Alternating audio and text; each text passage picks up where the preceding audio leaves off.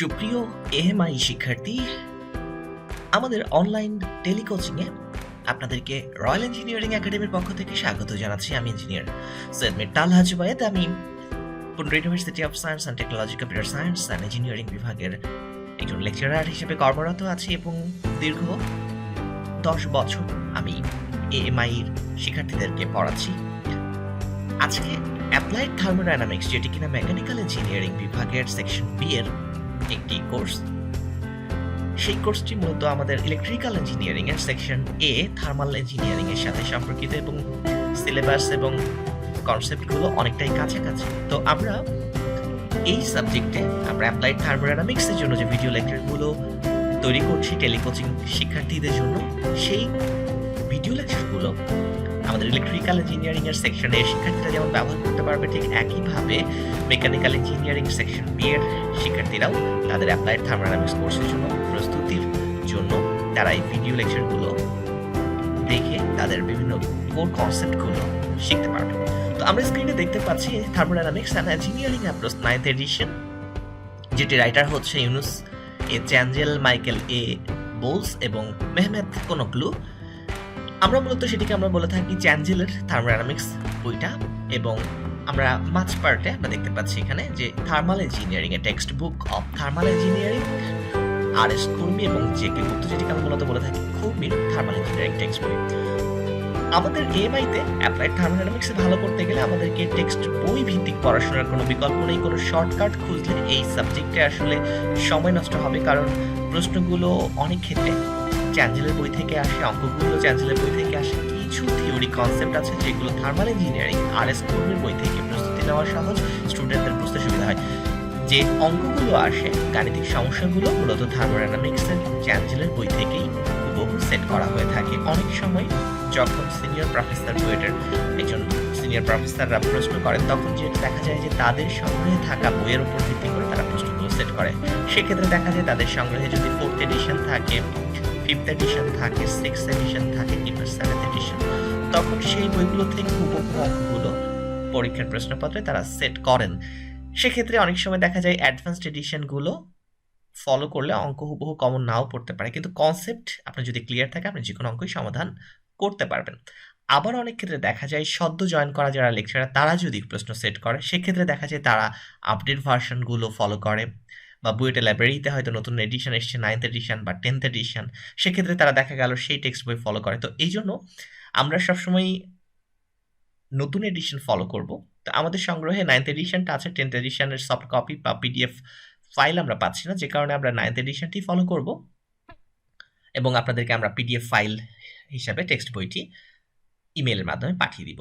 তো সাথেই থাকুন রয়্যাল ইঞ্জিনিয়ারিং একাডেমির সাথে এবং টেলিকোচিংয়ের সাথে। টেলিকোচিং আমাদের চেষ্টা করছি যতটা সম্ভব সেটিকে আরও স্ট্যান্ডার্ড ওয়েতে পরিচালনা করার। আশা করছি আপনাদের কাজে লাগবে। চলুন কথা না বাড়িয়ে আমরা চলে যাই আমাদের লেকচারের মূল অংশে।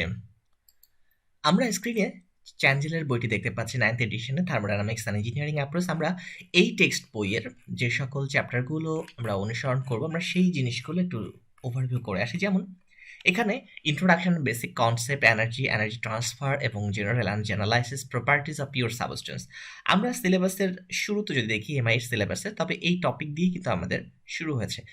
একটা জিনিস মনে রাখবেন, বেস যদি শক্ত হয় আপনি খুব দ্রুতই যে কোনো অঙ্ক বা ম্যাথমেটিক্যাল প্রবলেম কিংবা গাণিতিক যে সকল এক্সপ্রেশন রয়েছে সেগুলো বুঝতে সুবিধা হবে। যে কারণে ধারাবাহিকভাবে টেক্সট বই পড়াটা, অন্তত একটা টেক্সট বইয়ের শুরু থেকে পর্যায়ক্রমিকভাবে বিভিন্ন টপিকগুলো পড়াটা গুরুত্বপূর্ণ।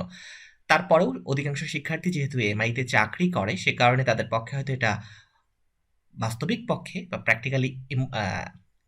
প্র্যাকটিক্যালি সেটা ইম্পসিবল, কিন্তু চেষ্টা করতে হবে যতটা সম্ভব নলেজ বেসটাকে শক্ত করার। তো যাই হোক, আমাদের এখানে ইন্ট্রোডাকশনটা আমরা পড়বো, প্রপার্টিজ অফ পিওর সাবস্টেন্স পড়বো, এনার্জি থেকে কিছু টপিক আমরা আলোচনা করব।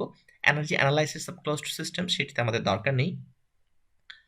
মাস and energy analysis of control volume সেখান থেকে খুব বেশি নেই, কিন্তু সেকেন্ড ল অফ থার্মোডাইনামিক্স সেটা আমরা পড়বো, এনট্রপি সম্পর্কিত পড়বো, এবং মূল যে গুরুত্বপূর্ণ অধ্যায় গ্যাস পাওয়ার সাইকেল সেখান থেকে 20 মার্কের প্রশ্ন হয়।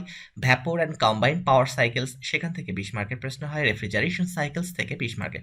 অর্থাৎ আমাদের চ্যাপ্টার 9, চ্যাপ্টার 10 এবং চ্যাপ্টার 11 এই 3টা অধ্যায় অবশ্যই আমাদেরকে এই টেক্সট বই থেকে পুরোদমে পড়তে হবে। এখানে কোনো ফাঁকিবাজি কিংবা টপিক স্কিপ করার সুযোগ নেই। আমার অনুরোধ থাকবে শিক্ষার্থীদের প্রতি যারা ইলেকট্রিক্যাল ইঞ্জিনিয়ারিং সেকশনের থার্মাল ইঞ্জিনিয়ারিং এর শিক্ষার্থী অথবা মেকানিক্যালের সেকশন বি এর অ্যাপ্লাইড থার্মোডাইনামিক্স এর শিক্ষার্থী। তাদের অবশ্যই চ্যাপ্টার 9, চ্যাপ্টার 10 এবং chapter 11 gas power cycles, vapour and combined power cycles এবং রেফ্রিজারেশন সাইকেল এই 3টি অধ্যায় অবশ্যই খুব ভালো করে পড়তে হবে এই টেক্সট বই থেকে।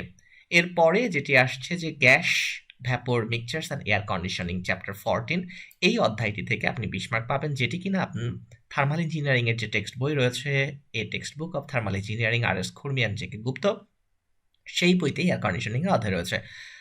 এয়ার কন্ডিশনিং এবং রেফ্রিজারেশন থেকে মূলত 20 মার্কের প্রশ্ন হয়, তো সে কারণে আমাদেরকে এই অধ্যায়টি ভালোভাবে এখান থেকে প্রস্তুতি নিতে হবে। তো এই টেক্সট বইয়ের এই অধ্যায়গুলোর মধ্যে সবচেয়ে গুরুত্বপূর্ণ হচ্ছে gas power cycles, vapour and combined power cycles, refrigeration cycles এবং এয়ার কন্ডিশনিং এর চ্যাপ্টার 14। তাহলে চ্যাপ্টার 9, 10, 11 এবং 14 এই 4টা চ্যাপ্টার কোর চ্যাপ্টার, যেটি কিনা আমরা এই বই থেকে পড়বো এবং এই অধ্যায়গুলোর সকল উদাহরণের অঙ্কগুলো ডেফিনেটলি আমরা সমাধান করব এবং ওই অঙ্কগুলো বুঝতে গেলে আমাদের অবশ্যই এই টেক্সট বইয়ের সিম্বল ব্যবহার করে যে সকল এক্সপ্রেশন ডেরিভেশন করা আছে সেগুলো বুঝতে হবে। আপনি যদি আর.এস. খুরমির টেক্সট বইয়ের এক্সপ্রেশনগুলোর সাথে এখানে অঙ্ক সমাধান করতে চান সেটা আপনি পারবেন না, এখানে একটু কনসেপ্টের জটিলতায় আপনি ভুগবেন। তো সেজন্য আমাদের অনুরোধ থাকবে যে এই বইয়ের থেকে যেহেতু অঙ্ক আসে অথবা অঙ্ক সমাধান আপনি যদি পারঙ্গম হতে চান তাহলে এই বইয়ের আলোকে আপনাকে থিওরি নলেজটা গ্যাদার করতে হবে। তবে আর.এস. খুরমিতে থিওরিগুলো খুব সুন্দর আছে, সো থিওরি প্রশ্নের উত্তরগুলো করার জন্য আপনি আর.এস. খুরমির টেক্সট বই ডেফিনেটলি সাহায্য নিতে পারেন। তো এই অধ্যায়গুলোর মধ্যে আমরা আজকে যেহেতু ইন্ট্রোডাক্টরি অংশ, আমরা এখানে এই কনসেপ্টটুকুতে যাব আর প্রিভিয়াস কোশ্চেন, আমরা সর্বশেষ টার্মগুলোর কোশ্চেন নিয়ে কিছুটা কথা বলবো, তারপরে আমরা আমাদের বইয়ের টেক্সট বইয়ের ভেতরে যাবো। যেমন ইন্ট্রোডাকশন এবং বেসিক কনসেপ্ট, যে কোনো সাবজেক্টের শুরুতে অবশ্যই আপনাকে এই অধ্যায় স্কিপ করা যাবে না, কিন্তু এই অধ্যায় থেকে যে প্রশ্ন আসবে সেই নিশ্চয়তা নেই। অনেক সময় খুব ছোট ছোট প্রশ্ন, 3-4 মার্কসের প্রশ্ন এখান থেকে আসে। যেমন আমরা যদি দেখি প্রপার্টিস অফ এ সিস্টেম, সেখান থেকে কিংবা স্টেডি ফ্লো প্রসেস থেকে অনেক সময় প্রশ্ন আসে, এটা একটা পার্ট গেল। আর ফার্স্ট ল অফ থার্মোডাইনামিক্স থেকে প্রশ্ন আসে, সেকেন্ড ল অফ থার্মোডাইনামিক্স থেকে প্রশ্ন আসে, প্রপার্টিস অফ পিওর সাবস্টেন্স কি, পিওর সাবস্টেন্সের ফেজগুলো, সেগুলো থেকে প্রশ্ন পাবেন। অনেক সময় হয় কি যে আমাদের বিভিন্ন TV diagram, PV diagram, PVT diagram, PT diagram, এগুলো থেকে অনেক সময় প্রশ্ন আসে। আর একটা জিনিস হচ্ছে যে একটা চ্যাপ্টার এর কনসেপ্টগুলো অনেক সময় তার আগের চ্যাপ্টারের উপর নির্ভর করে। তো আগের চ্যাপ্টার মানে একতলা থেকে 2 তলায় যেতে যেমন সিঁড়ি পার হতে গেলে আমাদেরকে একটা সিঁড়ির ধাপ না পাড়ি দিয়ে আমরা কখনোই পরের ধাপে যেতে পারি না, আমাদের টেক্সট বইয়ের লেখাগুলোও ঠিক ওরকম ভাবে চ্যাপ্টার 5 এর অনেক কনসেপ্ট চ্যাপ্টার 4 এর সাথে সম্পর্কিত, যে কারণে প্রশ্ন না আসলেও এই কনসেপ্টের উপর একটু চোখ বুলিয়ে রাখলে আপনার পরের চ্যাপ্টারটা আন্ডারস্ট্যান্ডিং এ সুবিধা হবে। তো সেটি মাথায় রাখতে হবে। আর আমাদের মূল অধ্যায় আমরা বলেছি যেগুলো আমরা পড়বো মূলত সেগুলো হচ্ছে এন্ট্রপি চ্যাপ্টারটা পড়বো, গুরুত্বপূর্ণ, এবং গ্যাস পাওয়ার সাইকেল, এখানে আমরা কোনো টপিক বাদ দিব না। যেমন ব্রাইটন সাইকেল বলেন, কার্নট সাইকেল বলেন, এগুলো থেকে প্রায় প্রশ্ন এসেছে। একইভাবে অঙ্কগুলো এসেছে রিহিট র্যানকিন সাইকেল থেকে, রিজেনারেটিভ র্যানকিন সাইকেল, এগুলো থেকে প্রশ্ন এসেছে। ইভেন র্যানকিন সাইকেল থেকে সেভারাল টাইমস প্রশ্ন এসেছে। রেফ্রিজারেশন সাইকেল তো ডেফিনেটলি প্রতিটা টপিক, এখানে যে রেফ্রিজারেটর হিট পাম্পসের মধ্যে পার্থক্য, রিভার্সড কার্নট সাইকেল সম্পর্কে, vapour compression refrigeration cycle, vapour absorption refrigeration cycle, এদের মধ্যে কম্প্যারিজন, সেগুলো থেকে নিয়মিতই প্রশ্ন হচ্ছে। তো সেটি আমরা স্কিপ করতে পারবো না, এই কনসেপ্টগুলো আপনাদেরকে অবশ্যই পড়তে হবে। আর সাইক্রোমেট্রিক চার্ট থেকে এয়ার কন্ডিশনিং প্রসেস যেগুলো রয়েছে সেগুলো থেকে প্রশ্ন আসে, হিউম্যান কমফর্টের ফ্যাক্টরগুলো সেগুলো থেকে প্রশ্ন আসে। এই অধ্যায়টিও আমাদেরকে বাদ দেওয়া চলবে না। আমরা স্ক্রিনে দেখতে পাচ্ছি গত মে মাসের 6 তারিখে 2019 সালে, অর্থাৎ ঠিক 1 বছর আগে, আমাদের ওল্ড মেকানিক্যাল ইঞ্জিনিয়ারিং এর সিলেবাস অনুযায়ী যে অ্যাপ্লাইড থার্মোডাইনামিক্স সাবজেক্টের পরীক্ষা অনুষ্ঠিত হয়েছে, সেখানে 7টি প্রশ্নপত্র ছিল, যেখানে 7টি প্রশ্নের মধ্যে 5টি উত্তর করতে হয়েছে। আপনি লক্ষ্য করবেন একদম ভেরি বেসিক থেকে দেওয়া হয়েছে যে থার্মোডাইনামিক্সের যে জিরোথ ল, ফার্স্ট ল, সেকেন্ড ল রয়েছে, থার্ড ল রয়েছে, সেগুলোর মধ্যে জিরোথ লটা থেকে প্রশ্ন এসেছে এবং সেটিকে জিরোথ ল বলার কারণ, এবং একটা প্রসেস, আমরা জানি কিছু প্রসেসকে আমরা বলি রিভার্সিবল প্রসেস, কিছু আছে ইরিভার্সিবল প্রসেস। তো কি কি ফ্যাক্টরের কারণে আমরা একটি প্রসেসকে ইররিভার্সিবল বলে থাকি, এবং একটি খুব ছোট্ট অঙ্ক দেওয়া হয়েছে যেটি কিনা বেসিক থেকে প্রশ্ন করা হয়েছে টেক্সট বই থেকে, এবং সেটির উপরে 12 মার্কস রয়েছে। এরপরে আমরা যদি দেখি যে এখানে হায়ার হিটিং ভ্যালু কিংবা একটা ফুয়েলের লোয়ার হিটিং ভ্যালুর, এটার উদ্দেশ্যটা কি আসলে?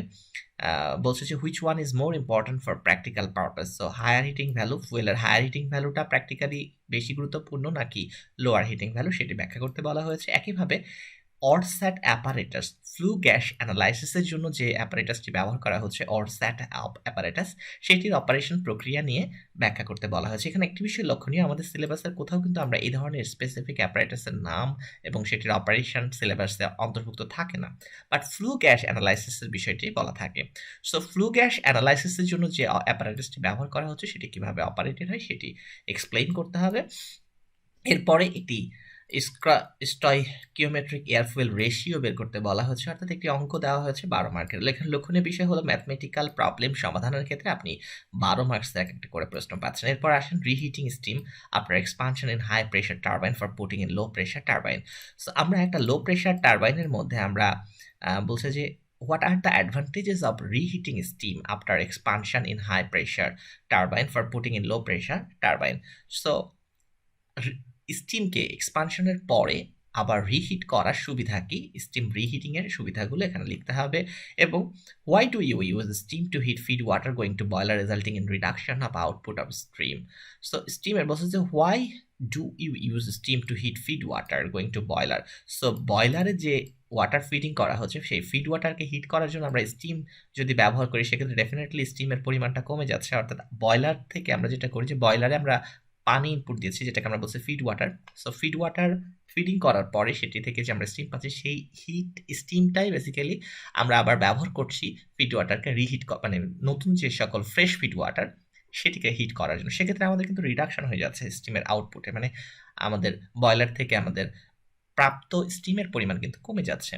সো এখানে বলছে যে কেন আমরা তাহলে ওই বয়লারের আউটপুটটা কমিয়ে ওই স্টিমটাকে আবার ব্যবহার করে ফিড ওয়াটারটাকে হিটিং করি। সো এটা একটা কনসেপ্ট থেকে, অর্থাৎ কনসেপচুয়াল কোয়েশ্চেনের পর একটা অঙ্ক দেওয়া হয়েছে স্টিমে, যেখানে আমাদের বয়লার থেকে কি পরিমাণে স্টিম বের হচ্ছে সেই স্টিমের পরিমাণ, quantity of steam coming out of boiler বের করতে বলা হয়েছে, এবং সাইকেল এফিসিয়েন্সি, এবং 14 মার্ক। এরপর আছে যে আমরা রেফ্রিজারেশনের যে ইউনিট টন অফ রেফ্রিজারেশন সেটি কি এবং কেন এটাকে টন অফ রেফ্রিজারেশন বলা হচ্ছে, যেখানে কিনা টন বেসিক্যালি একটা ওয়েট মেজার, সেখানে রেফ্রিজারেশনের টন ইউনিট দিয়ে কি বোঝানো হচ্ছে। আরেকটা হলো ভ্যাপর কম্প্রেশন এবং ভ্যাপর অ্যাবজর্পশন, যে দুই টাইপের রেফ্রিজারেশন সিস্টেম রয়েছে তাদের মধ্যে পার্থক্য। এবং লক্ষণীয় বিষয় হচ্ছে আমাদের কনসেপচুয়াল কোয়েশ্চেন যেগুলো থিওরিটিক্যাল কোয়েশ্চেন সেগুলোতে মার্কসের পরিমাণ কিন্তু খুব কম। তো স্বাভাবিকভাবেই শুধুমাত্র থিওরি মার্কসের উপর ডিপেন্ড করে কখনোই কিন্তু এমআইতে অ্যাপ্লাইড থার্মোডাইনামিক্স কিংবা ইলেকট্রিক্যাল ইঞ্জিনিয়ারিং এর থার্মাল ইঞ্জিনিয়ারিং কোর্সে ভালো করা সম্ভব না। এখানে অঙ্কের মার্কস যেখানে 14, সেখানে থিওরি মার্কস মাত্র 3, 3, 6। এখানে দেখা একটা কম্প্রেশন সিস্টেম, অর্থাৎ একটা কম্প্রেশন ভ্যাপর কম্প্রেশন রেফ্রিজারেশন সিস্টেমের কথা বলা আছে, যেখানে রেফ্রিজারেন্ট হিসাবে R134A ব্যবহার করা হচ্ছে, এবং আলটিমেটলি আমাদেরকে ফ্লোরেট, রেফ্রিজারেন্ট ফ্লোরেট এবং কোএফিসিয়েন্ট অফ পারফরম্যান্স বা সিওপি বের করতে বলা হয়েছে, এবং সেটিতে মার্কস আছে 14 মার্কস। এরপরে আসেন যে অটো সাইকেল, এবং সেই অটো সাইকেলের এফিসিয়েন্সি যে সমীকরণ সেটি ডেরিভেশনের মার্কস দেওয়া হয়েছে 8, এবং সেই আইডিয়াল ডিজেল সাইকেল, বা এখানে বলা হচ্ছে যে আইডিয়াল ডিজেল সাইকেলের ক্ষেত্রে ওয়ার্ক ডান বের করতে হবে, থার্মাল এফিসিয়েন্সি, মিন ইফেক্টিভ প্রেশার এবং কার্নাট এফিসিয়েন্সি বের করতে বলা হয়েছে। অঙ্কের মার্কস হচ্ছে 12। এখানে টারবাইনের ক্ষেত্রে একটা অঙ্ক আসছে সেটিতে 12 মার্কস। এরপর নজেল সংক্রান্ত একটি অঙ্ক এসেছে সেটিতে 8 মার্কস। এখানে লক্ষণীয় বিষয় যে আমাদের অ্যাপ্লাইড থার্মোডাইনামিক্সে ভালো করতে গেলে আপনাকে অঙ্কের উপরে জোর দিতে হবে, অর্থাৎ ম্যাথমেটিক্যাল প্রবলেম কিভাবে আমরা এফিশিয়েন্ট ওয়েতে পরীক্ষার হলে সমাধান করতে পারবো সেই টেকনিকগুলো শিখতে হবে, এবং আমরা আমাদের ভিডিও লেকচারগুলোতে আমরা পর্যায়ক্রমিকভাবে সেটিই আলোচনা করব। সো ম্যাথমেটিক্যাল বেস শক্ত করার দিকে আপনাকে ফোকাস দিতে হবে, পাশাপাশি থিওরিটিক্যাল কনসেপ্টগুলো রাখতে হবে। এরপরে সবশেষে দেখেন স্টুডেন্টদের পাস করার সুবিধার্থে এখানে 4টি শর্ট নোট দেওয়া হয়েছে যার মার্কস হচ্ছে 20, যেখানে ডিজেল ইঞ্জিন, যেটাকে আমরা বলছি কম্প্রেশন ইগনিশন ইঞ্জিন, বা পেট্রোল ইঞ্জিন যেটা স্পার্ক ইগনিশন ইঞ্জিন। সো এদের সুপার চার্জিং বলতে আসলে কি বোঝায়, অর্থাৎ ডিজেল ইঞ্জিন এসআইতে তো আমরা সুপার চার্জিং করছি, ডিজেল ইঞ্জিনের সুপার চার্জিং কনসেপ্টটি এখানে ডিসকাস করতে বলা হয়েছে। একইভাবে কম্বাসশন এবং ডিজেল ইঞ্জিন বা এসআই ইঞ্জিনের যে কম্বাসশন বা দহন প্রক্রিয়া সেটি নিয়ে শর্ট নোট লিখতে বলা হয়েছে, এবং গুড কনভার্সনের ক্ষেত্রে কী কী শর্ত রয়েছে সেগুলো।